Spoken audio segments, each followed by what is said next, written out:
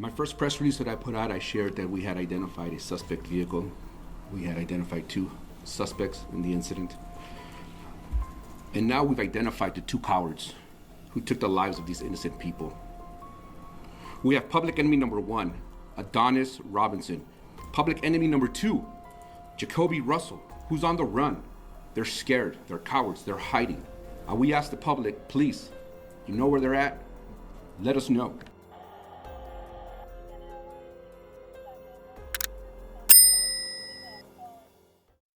On March 5th, 2025, 2 days after 35-year-old Ronnie Sibley, aka HoodFamelilronnie, and his 5-year-old daughter, R'mani Sibley, would lose their lives in Forest Hill, Texas, 2 suspects have officially been plastered across the news.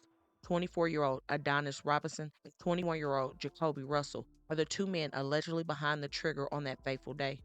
The first alleged suspect, Adonis, who goes by DBaby Slime, is no stranger to the law and was arrested July 11, 2019 on an outstanding warrant in attempted sexual harm charges against him.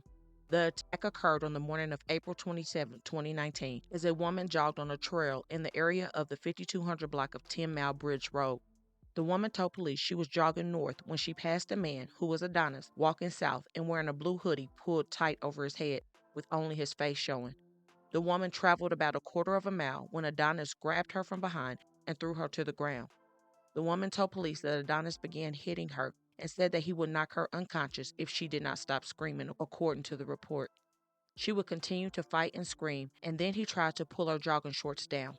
However, a good Samaritan who heard the woman screaming would come to her aid. When Adonis saw him approaching, he would run off. A break would come in the case later in June 2019 when Fort Worth police were notified that DNA evidence left behind linked him to the crime. Now, as far as the other suspect, Jakobie Russell, also known as BCF Escobar, he and his family also know the pain of losing a close loved one to a gun crime.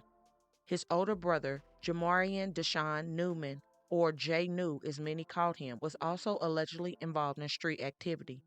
On Sunday, March 15, 2020, police reports that J New and his girlfriend were on their way home before 5 o'clock a.m. when another vehicle pulled up next to them near Link Crest Drive in Fort Worth. This was when police said a suspect inside that other vehicle began firing on the car J New was in. He was unalived by that gunfire, and the woman suffered injuries from shattered glass, but she survived. This was a heavy blow to the family, and Jakobie's mom expressed missing him all the time. He was her oldest boy, but her bond with Jakobie runs deep, and I just pray that if she knows where he is, that she can convince him to turn himself in. Sadly, now she has lost 2 sons. The part that really bothers me is that he is a father himself, and the fact that he possibly took a 5-year-old away from this earth is disturbing. There were over 45 bullet markers right by the car, and even more shots were fired after her dad ran from the gunman on the video that was released. No telling how many times she was hit because they were shooting right in that direction. It truly makes my blood boil. Little R'mani had just celebrated her cousin's birthday, not hers, that weekend at Great Wolf Lodge. And only a few minutes before the shooting happened, she had got dropped off to her dad at that car wash. Her family expressed that it was not her birthday but her cousin's birthday, and R'mani turned 5 on July 6, 2024. However, the main thing is a child was taken from this world before her time, and her dad was literally hawked down like he was nothing. Her mother and little Ronnie's girlfriend had this to say after the release of the 2 alleged suspects. "Here are the cowards that took the lives of my babies. You all will pay for what you did. How could you all not give a care about my innocent baby girl and her dad? Everyone involved will pay. I won't stop until God calls me home to be with them. Please, if you love me, even if you don't know me, help me bring justice. I'm begging, if you know them or have any information, please call the Forest Hill Police, Fort Worth Police, or Crime Stoppers. I appreciate everyone's efforts." David Hernandez, Chief of Police for Forest Hill. First off, I want to thank you for being here today and apologize for the reschedule from yesterday.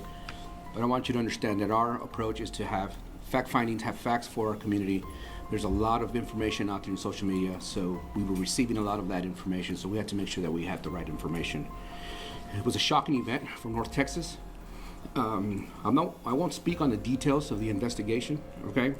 But what I can share is we lost 2 victims, a father and a daughter who was 5 years old, to this event. to this tragedy. On March the 3rd at 10:40 in the morning, Forest Hill officers were dispatched to the 6500 block of Forest Hill Drive, reference shooting. Our officers arrived and began life-saving measures, but both victims were pronounced at the scene. My first press release that I put out, I shared that we had identified a suspect vehicle. We had identified 2 suspects in the incident. And now we've identified the 2 cowards who took the lives of these innocent people. We have public enemy number 1, Adonis Robinson, who is also a registered offender. Public enemy number 2, Jakobie Russell, who's on the run. They're scared, they're cowards, they're hiding. We ask the public, please, you know where they're at? Let us know. This investigation started on Monday. The Texas Rangers have been our primary investigators. Our Forest Hill CID unit has been assisting. But I wouldn't be here standing today if it wasn't for the Fort Worth Police Department. I want to thank them because their efforts, their officers, their assistance has been instrumental. From the minute the call came in, they started working, they have not stopped. We also had the Everett Police Department who assisted in crime control, in crime scene control and crowd control. It wasn't enough.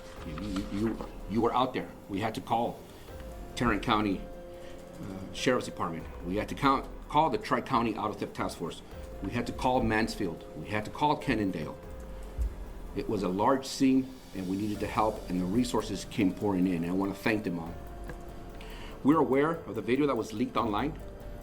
We urge the public to refrain from sharing it. I want to urge the public, just the way you saw that video and you know where they're at, then please call 911. Let us know where they're at. I encourage anyone with information, please, if you want to stay anonymous, 713-2222-TIPS. Call Crime Stoppers. Let them know. Give them enough information so we know that our community is safe and our police officers are responding are safe. In closing, I want to reaffirm to the community that we will hold criminals accountable. We're not going to allow them to come in here and think that they can get away with it. So please, if anyone knows these 2 people or have any information leading to their arrest, please call law officials. Also, continue to keep all parties involved in your prayers because this is a tough situation to deal with.